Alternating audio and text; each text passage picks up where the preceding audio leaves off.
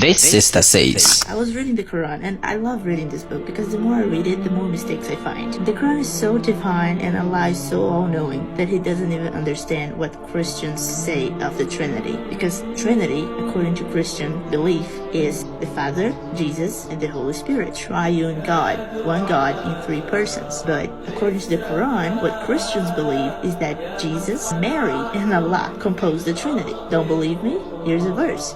Allah will ask Jesus if he ever asked his followers to worship him and his mother as gods beside Allah. So what Allah understands that the Christians understand of the Trinity is that Mary, Jesus, and Allah are one. And we never say that. So Allah doesn't even know what the Trinity is to try to debunk it. Let's be honest, what you described is not reading the Quran. It is selective skimming. Reading means engaging a text from beginning to the end with the intention of understanding it in context. What you have done instead is starting with the conclusion, there are mistakes, and then search for anything that appears to support it. That is not reading, it is a confirmation bias. If you had really read the Quran from beginning to chapter 5, it is quite telling that the only point you brought up is a single verse. That alone shows you are not engaged in the text historically. You are extracting isolated passages to fit a preconceived narrative. Secondly, your interpretation of that verse is fundamentally flawed. The verse does not say that the Trinity is Allah, Jesus, and Mary. What the verse actually states is that people took Jesus and his mother as objects of worship besides Allah. There is a clear linguistic distinction here. Worshipping besides Allah is not the same as including Allah as part of the Trinity. Your conclusion therefore is based on a misreading of basic sentence structure. More importantly, and this is where your argument collapses, there is historical evidence that individuals and groups did indeed elevated Mary and Jesus into objects of worship and devotion. For example, early Christian history records a group of people known as the Coleridians. As noted by Epiphanius of Salamis in his Panarion, certain women offered cake in the name of Mary and partake of it in her honor. This is not symbolic language. This is ritual devotion directed towards Mary, which clearly falls under what the Quran condemns as worship besides God. Even within mainstream Christianity today, particularly in Catholicism, Mary is given titles such as Mother of God and practices, including kneeling before her statues, offering prayers directed to her and seeking her intercession. From a strictly monotheistic perspective, they constitute form of devotional act directed towards other than God, which is precisely what the Quran is addressing. So the Quran is not attempting to define the Trinity in a way you claim. Rather, it is addressing the broader phenomenon of elevating created beings into object of worship, whether formally defined as Trinity or not. And beyond that, attributing a claim to a text which the text itself does not make is called a straw man argument. You are refuting something the Quran never actually said. And finally, you may want to reconsider the confidence with which you are making grammatical and analytical claims. If a simple phrase like besides Allah is misunderstood, then the issue is not with the Quran, it is with your own inaccurate interpretation of plain language. So the problem here is not mistakes in the Quran. The problem is approaching the text with a predetermined conclusion, misreading it and criticizing it based on that misreading. Nevertheless, the Quran is grammatically and historically correct, and no matter how you try to twist it, the main accuracy still remains.